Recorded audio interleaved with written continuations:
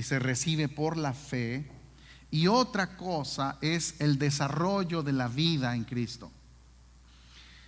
Son dos cosas. Tú recibes la gracia y al recibir la gracia nosotros somos perfectos en Cristo. Dios nos ve perfectos en Cristo. Pero el hecho de ser perfectos en Cristo lo que declara es que nosotros debemos iniciar un proceso de perfeccionamiento hasta que lleguemos a una medida, a una dimensión, a una meta, que todos lleguemos a una estatura en lo que Dios concibe como el hombre perfecto de la nueva creación. Entonces, quiero hablar primero de la realidad de la nueva creación. Tú no estás consciente, ni hay recuerdos en nuestra mente natural, pero nosotros existimos desde la eternidad. ¿Qué es lo que Cristo nos dio? ¿Vida qué? Eterna. Eterno quiere decir que no tiene principio ni tiene fin. Él no nos dio vida para siempre. Vida para siempre es que tú empiezas aquí y desde aquí tienes vida para siempre. No, Él nos dio vida eterna. Desde allá hasta acá. Entonces, la vida eterna es la misma calidad de vida de Dios, sin principio ni final. Nosotros existimos antes de encarnar. David, cuando en uno de estos muchos tiempos que tiene de revelación divina, escribe una realidad que proviene no de su mente natural, ni de un recuerdo en su mente de hombre. No es porque alguien le contó una historia, ni porque escuchó a un maestro, sino que en el espíritu recibe una revelación de una verdad que, aunque no entendió del todo en su momento, escribió bajo la inspiración de Dios. Y es lo que él dice en el Salmo 139, 16. Mi embrión vieron tus ojos, y en tu libro estaban escritas todas aquellas cosas que fueron formadas sin faltar una de ellas. ¿Cómo es posible que David tenga un conocimiento? ¿Será que se recordó que estaba en el vientre de su madre y que se recordó de un evento en donde desde allí yo sabía que Dios tenía un propósito? ¿Será eso? ¿Cómo pudo saber que siendo un embrión, antes de nacer, ya Dios tenía sus ojos puestos en él? Es que David existía en el espíritu antes de nacer en la carne. Pero al nacer en la carne, él necesitaba nacer en el espíritu para poder comprender las riquezas, los misterios, las glorias y las grandezas del mundo del espíritu. Entonces, nosotros necesitamos comprender que nuestro origen es divino. Nuestro orden es el orden del espíritu. Tú no eres de este mundo. Yo no soy de este mundo, y nuestra procedencia es de arriba. Entonces Jesús dijo: ustedes son de abajo. Le hablaba a los religiosos, le hablaba a los que en su tiempo pensaban que conocían las escrituras, y él les dijo: ustedes son de abajo, yo soy de arriba. Ustedes son de este mundo, yo no soy de este mundo. Porque Jesús, el hombre, estaba hablando de su procedencia divina. Su procedencia no era de carne ni de sangre. hablaba de su procedencia de acuerdo a lo que él mismo ya había dicho, cuando dijo: antes de Abraham yo soy. Y por eso, cuando Cristo se presenta delante de Abraham, muchos siglos antes de Jesús hecho carne, vemos que él se presenta como Melquisedec. Cristo se presenta como Melquisedec. Pero cuando eso sucedió, cuando Abraham estaba delante de Melquisedec, nosotros estábamos allí escondidos en Cristo. Y por eso, cuando nosotros salimos de su costado, nos convertimos en ministros según el orden de Melquisedec, porque de él salimos. Allí estábamos cuando él ministraba a Abraham. Y ese es el único orden en el que nosotros podemos ministrar acertadamente y correctamente, por causa de nuestro origen. Y por eso, cuando se enseña de la realidad del Espíritu, lo importante es que la gente pueda tener iluminación de su origen, de su procedencia. Enseñamos las verdades, manifestamos la verdad de forma hablada, para que el Espíritu de Dios te recuerde la realidad de donde tú procedes. Cuando Cristo murió en la cruz, nosotros estábamos escondidos en él. Por eso en la cruz fuimos crucificados juntamente con él. Cuando resucitó, estábamos escondidos en él y fuimos resucitados juntamente con él. Nosotros estamos ahora en Cristo, pero estábamos en él desde la eternidad. Por ello, no hay que aprender sino recordar en el Espíritu nuestra procedencia, porque si lo aprendes en tu mente, se queda en tu mente, pero si lo recuerdas, te transforma en el Espíritu. Romanos 8:29 dice: porque a los que de antemano conoció. ¿Quiénes eran esos? Pablo está escribiendo en su tiempo, hace 2000 años, Pablo está escribiendo de nosotros. Y dice que Dios nos conoció de antemano. Tú y yo, cuando Pablo escribió esto, no habíamos nacido, pero Dios ya te conocía. ¿Sí o no? A los que de antemano conoció, también los predestinó a ser hechos conforme a la imagen de su Hijo, para que Él sea el primero. ¿Quién es Él? Jesús, el Cristo, como hombre. Jesús como hombre sea el primero entre muchos hermanos, que todos tienen la misma naturaleza, el mismo espíritu, la misma herencia, el mismo Padre, la misma procedencia. ¿Sí? Colosenses 3:3: porque ustedes han muerto y su vida está escondida con Cristo en Dios.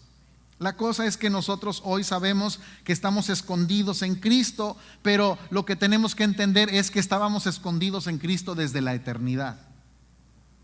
Ahora, yo sé que hablaré algunas cosas que algunos no las comprenderán ahora, pero las comprenderán a su tiempo, y lo que uno necesita es crecer. Y yo voy a explicar por qué, y precisamente es parte del proceso de por qué no hay un proceso de realidad en las cosas que Dios habla en nuestras vidas.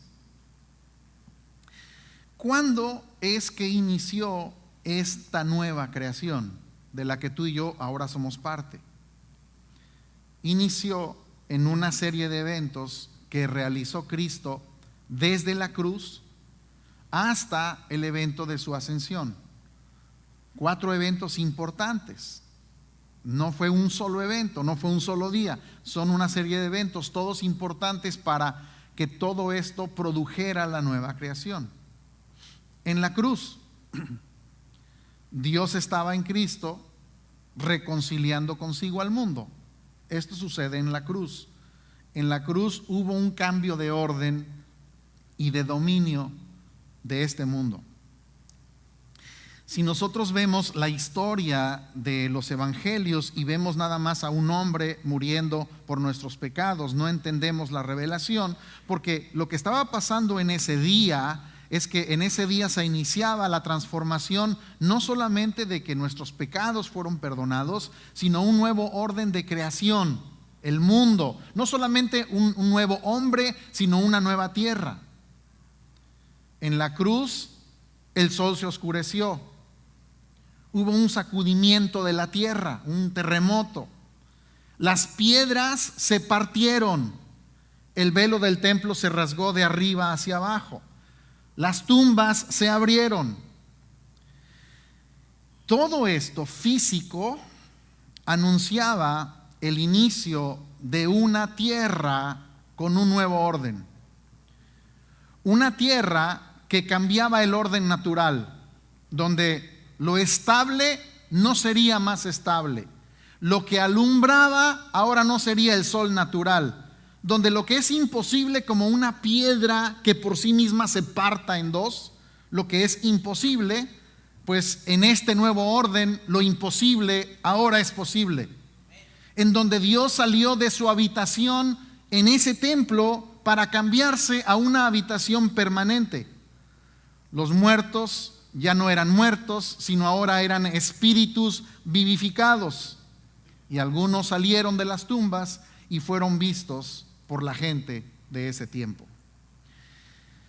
Entonces, eso no es otra cosa que lo que explica Pablo. Eso está pasando en lo natural como una evidencia, porque en ese momento de la cruz, en ese día de la cruz, estamos pasando en ese mismo día de las sombras a las realidades. Y en las sombras se está viendo que el mundo está siendo cambiado, la tierra tiembla, el sol se oscurece, las piedras se parten, cosas naturales que anuncian un nuevo orden en la tierra, en el mundo. Lo que Pablo anunciaba cuando dijo que de manera que los que están en Cristo son una nueva creación. Las cosas viejas, el orden antiguo, el orden en donde todo estaba bajo el dominio de Adán, de la carne, cambia, pasa, y todas son establecidas bajo un nuevo orden en Cristo. Somos hechos una nueva creación. Entonces, lo primero que sucede para este orden de nueva creación es la cruz. Lo segundo es la resurrección. Unos muertos resucitan ese día de su resurrección porque se soltó lo que traía dentro. También la ascensión es un evento importante. No entro en detalle en esto porque no es el punto, pero en la ascensión Él nos llevó con Él y nos sentó juntamente con Él. Por eso en Juan 16 Él dijo: les conviene, la verdad les conviene que me vaya, porque si no me voy, el Consolador, o sea el Espíritu, el Paracleto, no viene a ustedes. Pero si me voy, se los voy a enviar. Y cuando Él venga, va a convencer al mundo de pecado, de justicia y de juicio. De pecado, porque no creen en mí. De justicia, porque yo voy al Padre y no me verán más. O sea, en lo físico ya no se le vería más. Y de juicio, porque el príncipe de este mundo, Adán, el príncipe de ese mundo, a quien se le dio toda autoridad, a quien Dios le dijo: a ti te doy para que sojuzgues la tierra, para que ejerzas dominio, es ese príncipe Adán. El príncipe de este mundo ha sido juzgado. ¿Cuándo fue juzgado? En la cruz. Y después en su impartición, cuando recibieron los creyentes de aquella época el mismo Espíritu que hoy habita en nosotros. Gálatas 4:6, porque somos hijos, Dios envió el Espíritu de su Hijo a nuestros corazones, que ahora clama: Abba, Padre. ¿Puedes decir Abba Padre? Abba significa papá. Él es nuestro Padre. Es el reconocimiento. Un esclavo, cuando llegaba el amo de la casa, no le podía decir un esclavo, un niño esclavo, al dueño de la casa, al que era el señor de la casa, no le podía decir Abba, papi. Cuando tú llegas a tu casa y tienes a tus niños que son todavía pequeños, cuando te ven entrar por la puerta, te dicen papi.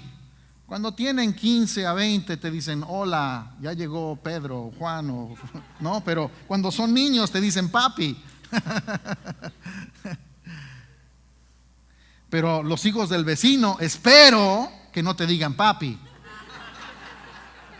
Cuando llegaba el señor de la casa y había esclavos, niños en esa casa, únicamente los hijos le decían Abba.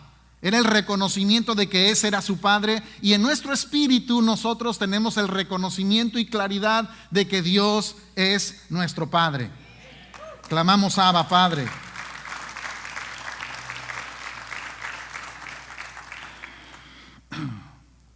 Entonces, por tanto, ya no son siervos, sino hijos. Y si hijos, también herederos por medio de Dios. Ahora, ¿en qué consiste la nueva creación? Eso ya, la nueva creación se estableció, es la obra de Cristo, Él produjo una nueva creación, pero ¿en qué consiste esa nueva creación?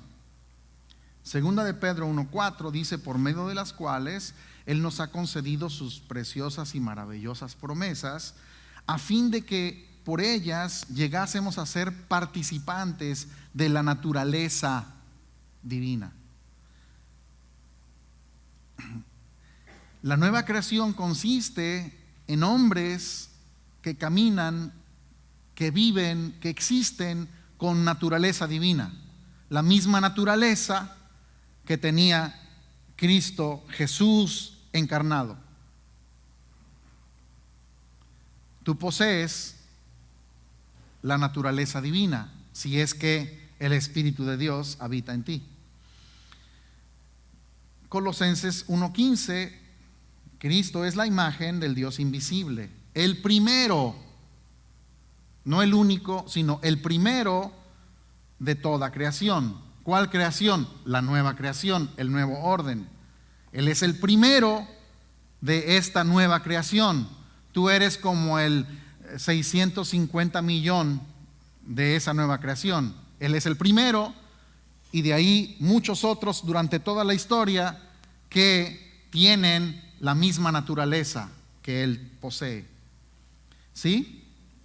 Bueno, entonces Él nos dio a nosotros el título de sus hermanos.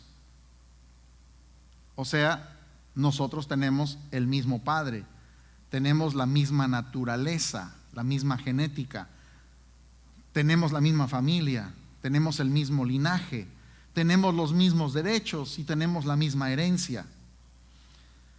El plan de Dios era la multiplicación de una simiente, de una semilla.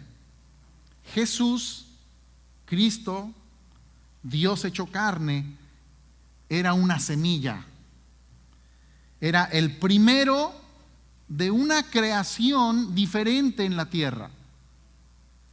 Lo que se produjo en el vientre de María era ciertamente un ser humano, porque era un feto, pero la vida se produjo no por la obra de José, sino que Dios creó allí un modelo de la nueva creación, y fue por obra del Espíritu Santo.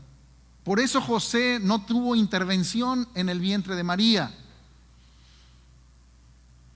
porque eso que estaba allí era un hombre con la naturaleza de Dios. Era una semilla, era la primera semilla, era el primero de los frutos, el primero, el prototipo de la nueva creación. Y un prototipo es como el molde. Cuando haces un prototipo, haces un molde para que de allí muchos sean producidos de ese mismo molde. Jesús es el prototokos, eso quiere decir el prototipo de la nueva creación. Y para eso fue que parte de su proyecto fue precisamente ser el primero de una nueva creación, que al ser sembrado, al ser sepultado, porque si una semilla no muere, no lleva fruto. Toda semilla tiene que morir. Y una vez que muere y es sepultado y es enterrado y es puesto en donde puede germinar, una vez que está muerto, esa semilla produce fruto. Jesús tenía que morir, no solamente para perdonar nuestros pecados, sino que tenía que morir porque si no moría quedaba sin fruto. Pero si moría, entonces al morir aseguraba una cosecha de lo mismo. Por eso cuando Él muere en el día de que se celebra la Pascua, sombras, la Pascua, un cordero que produce libertad, ese mismo día se presenta el sacrificio del Cordero de Dios que quita el pecado del mundo, el Cordero que produce libertad, y a los 3 días, según las fiestas de los judíos, se presentaba la fiesta de los primeros frutos. ¿Qué era la fiesta de los primeros frutos? Era la fiesta donde los judíos traían los frutos primeros de la cosecha, lo traían al templo delante de Dios, porque esos primeros frutos anunciaban que vendría más cosecha de lo mismo. Ese mismo día Jesús resucita como las primicias de una nueva creación que anuncia más de lo mismo en esta tierra, como tú y yo. Somos nosotros el fruto de Él. Él es el primer fruto. Nosotros somos los que en la lluvia tardía hemos nacido del mismo árbol, del mismo espíritu. Somos producto de la semilla llamada Cristo. No somos menos hijos que Él, porque Dios no tiene hijos con H mayúscula y con H minúscula. En el español existe eso, y a Él le llamamos hijo con H mayúscula y a nosotros hijos con H minúscula. Pero en el original no existe diferencia. Tan hijo de Dios es Él como hijo de Dios eres tú. Los dos del mismo Padre y los dos coherederos de la misma herencia.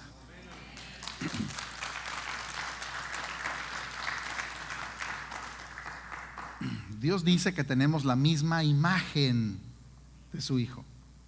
Dios dice que Él fue el primero entre muchos. No nos entretenemos mucho más en eso porque vamos a entrar al mensaje. Como dijimos, mañana no se trabaja. ¿Por qué no todos desarrollan la vida de Cristo? O sea, si esto es una realidad. O sea, esto no es un cuento, señores. La obra de Cristo no es un cuento, no es una filosofía, no es una religión, es una realidad de una nueva creación. Pero ¿por qué no se ve la vida de Cristo en muchas personas? ¿Por qué no se desarrolla esa vida? Si ese es nuestro llamado, what happened? Si tenemos su naturaleza, ¿por qué no parece que así fuera? Te lo explico en términos humanos. Si pusiéramos aquí delante de nosotros un bebé de 3 días de nacido y a un lado ponemos un cachorrito de 3 días de nacido, ambos tienen el mismo tiempo de nacimiento, los ponemos juntos y los comenzamos a comparar. Ciertamente, físicamente hay una gran diferencia. Genéticamente hay una gran diferencia. Pero sí, el cachorro tiene una genética canina y ese bebé tiene genética humana.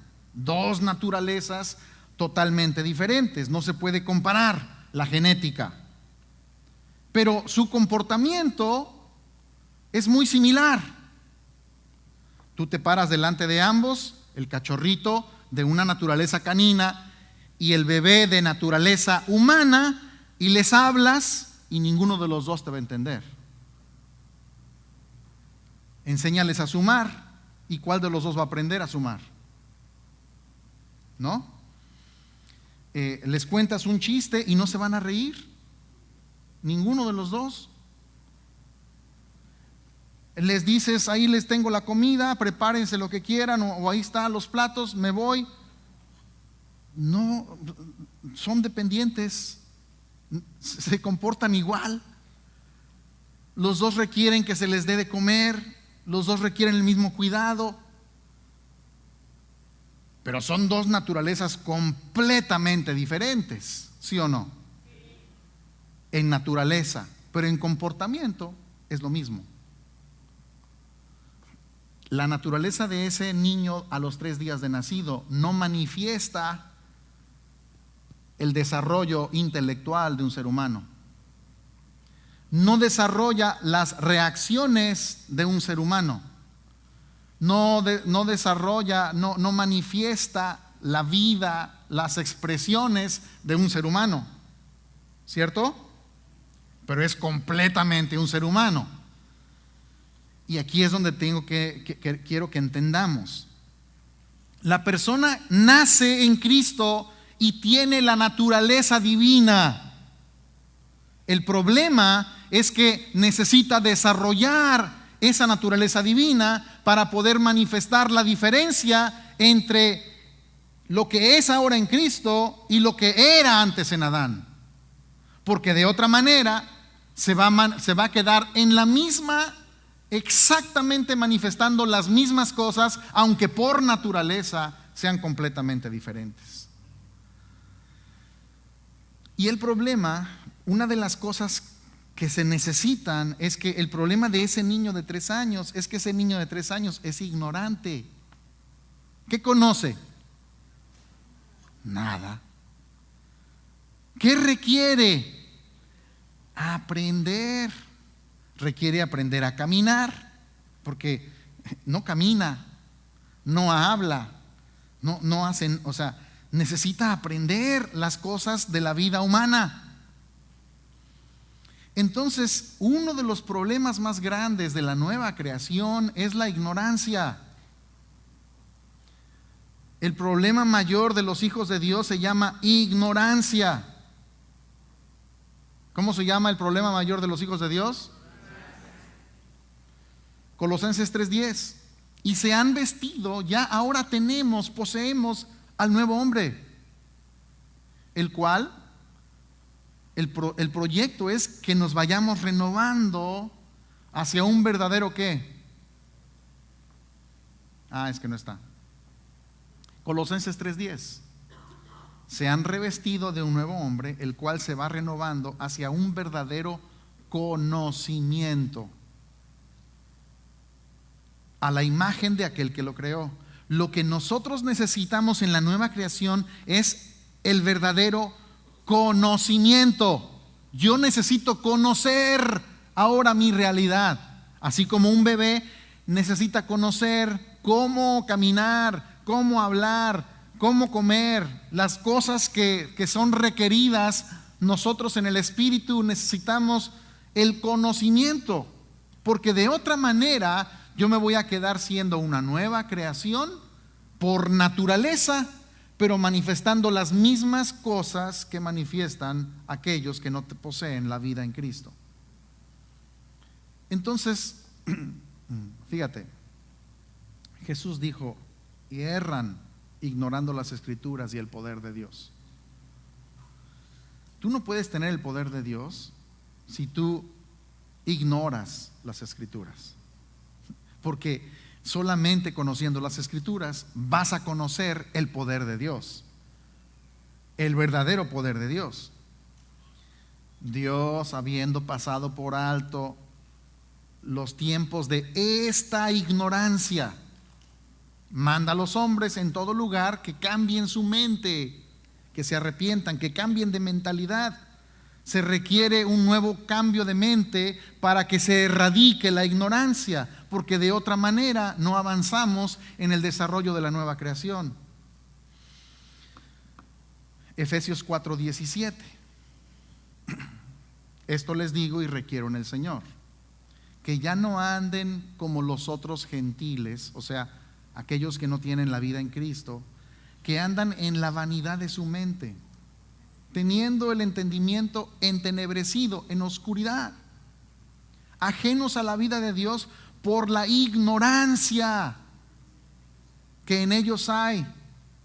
O sea, el problema es que la nueva naturaleza y la naturaleza antigua es lo mismo en ignorancia. En naturaleza no es lo mismo. Somos salvos por gracia, tenemos la vida del Espíritu, tenemos la vida de Dios, fuimos comprados por precio, tenemos acceso a su vida por naturaleza, así como un bebé. Nadie puede decir un bebé, este no es humano. Claro que es humano, completamente humano, con los mismos derechos que un humano, aunque no manifiesta todavía la naturaleza de un ser humano. Podemos poseer la naturaleza divina y vivir exactamente igual a causa de la ignorancia. La ignorancia produce que vivamos en el mismo nivel que vive cualquier persona que no tiene la naturaleza de Dios. ¿Tiene sentido eso? ¿Sí? Entonces el problema se llama ignorancia. Proverbios 1:32 dice: el desvío de los ignorantes los matará. La ignorancia produce que nos desviemos, causa muerte. Por eso cuando Jesús dijo: conocerán la verdad y la verdad los hará libres. Él nunca dijo que íbamos a ser libres orando muchas horas al día. Él nunca dijo: ayuna para que seas libre de eso que te atormenta. Él nunca dijo: haz un sacrificio para que seas libre. No, solamente cuando conoces la verdad eres libre. Juan 4:22 dice: mi pueblo es necio. Jeremías, el profeta, desde aquella época era el mismo problema. Dice: no me conocieron, son hijos ignorantes y no entendidos. El problema en aquella época se llamaba ignorancia. El problema en la nueva creación se llama ignorancia. Isaías 1:3, el buey, y no me refiero a nadie, sino a los que hacen mu con cuernos. El buey conoce a su dueño y el asno el pesebre de su señor. Israel no entiende, mi pueblo no tiene conocimiento. O sea, que hoy nosotros a una persona que como que no entiende le decimos burro, pero eso es una ofensa para el burro.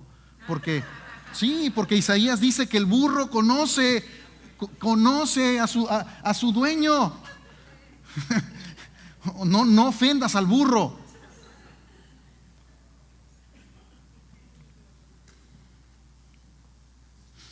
Isaías 5:13.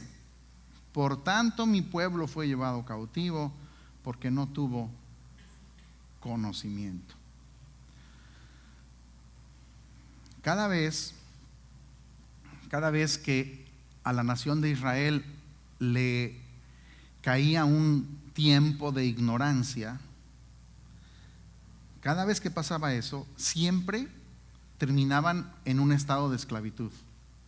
Ignorancia producía esclavitud en diferentes ciclos de la vida nacional. La ignorancia siempre los llevó a ser esclavos. Y cada vez que hubo una generación de esclavos, esos esclavos eran ignorantes. Hoy sucede lo mismo. La ignorancia esclaviza. Por eso, dice la Escritura, mientras el hijo no madura, cuando el hijo no crece, mientras el heredero es niño, mientras el heredero no desarrolla madurez, conocimiento, inteligencia espiritual, en nada difiere del esclavo, aunque es señor de todo. El señor de todo tiene derecho a las herencias del padre, tiene las riquezas del padre, pero no tiene diferencia en su vida con un esclavo. Vive igual que él, habla igual que él, camina igual que él, hace las mismas cosas que él.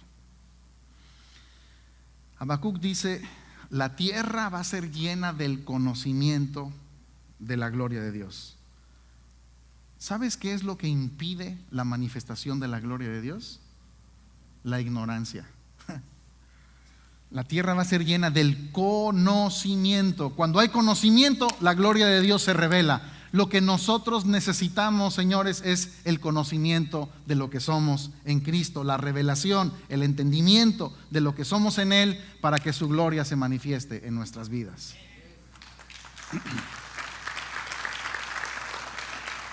Oseas 4:6, mi pueblo fue destruido, dice, porque le faltó conocimiento. Por cuanto desechaste el conocimiento, yo te echaré del sacerdocio.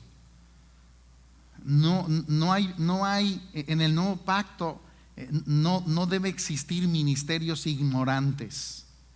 Y ese es un gran problema en la iglesia, que hay mucha gente enseñando, mucho ignorante enseñando cosas que no conocen, que no disciernen, que no entienden, y producen niños que en nada difieren de aquellos que son herederos de todo, o en nada difieren del esclavo, siendo herederos de todo. Entonces, misericordia quiero y no sacrificio, conocimiento de Dios más que holocaustos. Dios está más interesado en que lo conozcas que en lo que tú puedes hacer. Es mejor que salgas con conocimiento que con mucha actividad. Efesios 3:20, aquel que es poderoso para hacer todo mucho más abundante de lo que pedimos o entendemos, según el poder que obra en nosotros. ¿Dónde obra el poder de Dios? ¿Dónde opera? ¿Dónde vive? ¿Dónde radica? En nosotros. ¿Dónde hay que buscar el poder de Dios? Cuando soy ignorante, lo busco en otros, lo busco en sitios, lo busco en lugares, lo busco en pañuelos ungidos, lo busco en eventos, lo busco en países, lo busco en ciudades.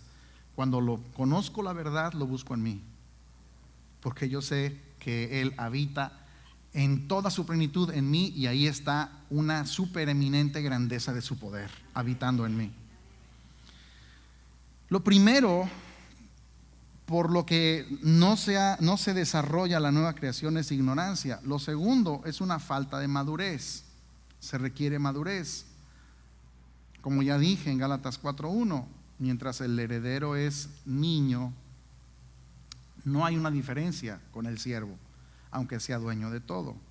Hace falta un proceso de maduración, y ese proceso de maduración es por la comunión con Dios.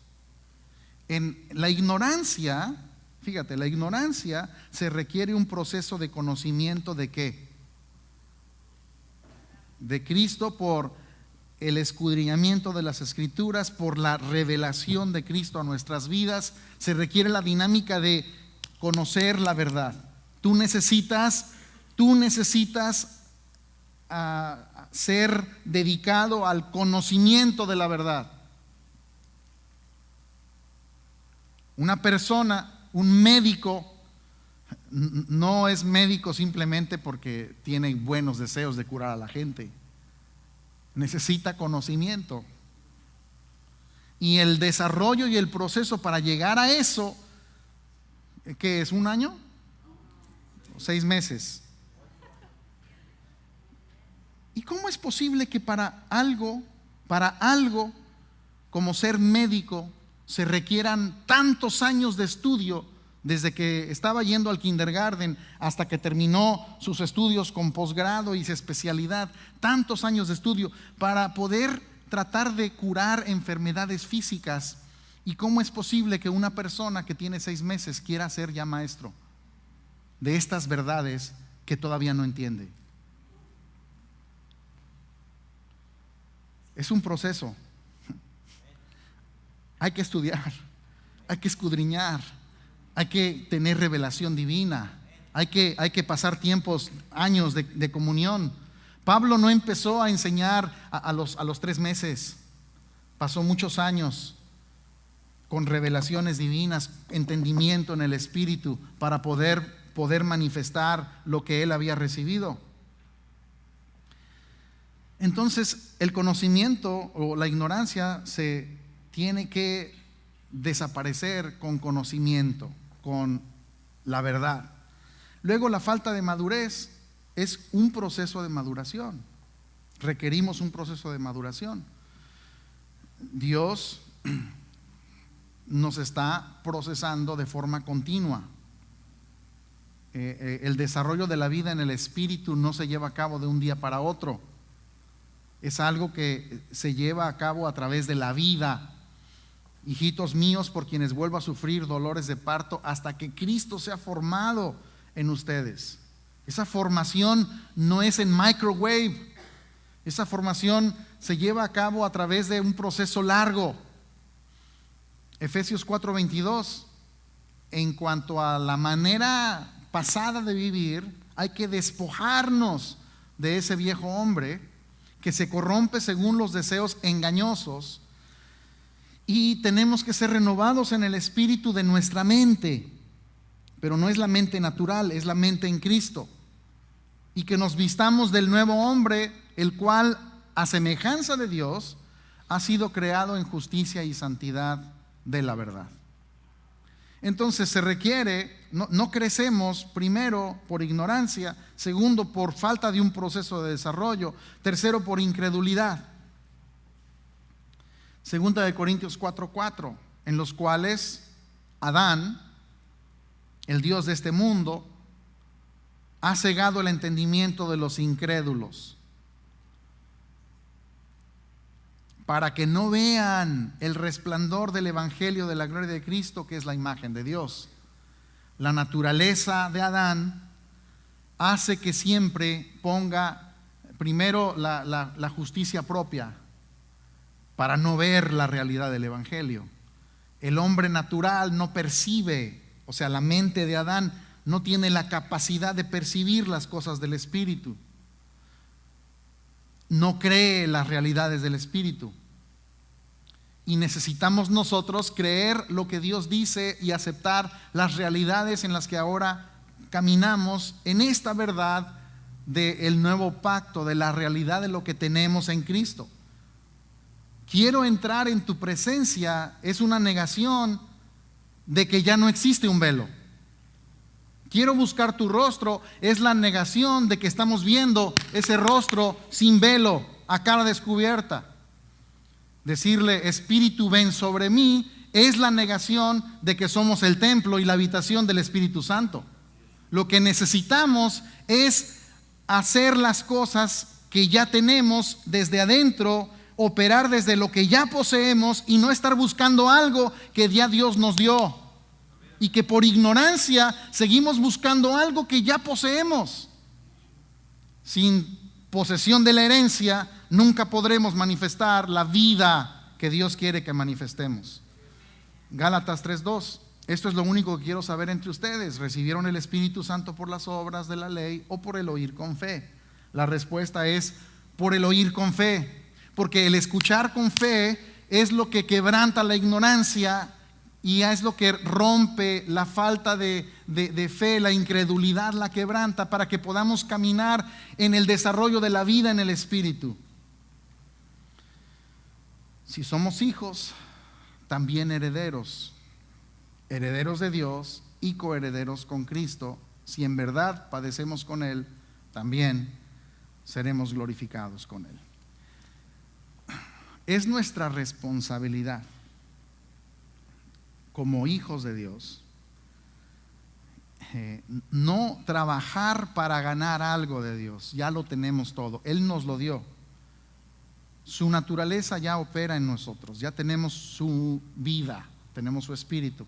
Lo que necesitamos hacer es desarrollar la vida en el espíritu. Es hacer lo que requerimos hacer para que la nueva creación tenga las herramientas para que podamos nosotros disfrutar de nuestra herencia y manifestar toda la riqueza de Cristo en nuestras vidas. Padre, yo te doy gracias por cada persona que ha estado aquí, y yo pido que tu Espíritu Santo haga la obra que solamente tu Espíritu puede hacer, de aclarar, de enseñar, de esclarecer y de revelar tu verdad internamente y no solamente en el pensamiento o en la mente de los hombres. Que en el espíritu de cada uno haya habido revelación de tu verdad, para que entonces haya una acción en tu espíritu y que podamos caminar en el desarrollo de la nueva creación. Te damos gracias por lo que tú nos has destinado y lo que tenemos en ti, en Cristo Jesús. Amén.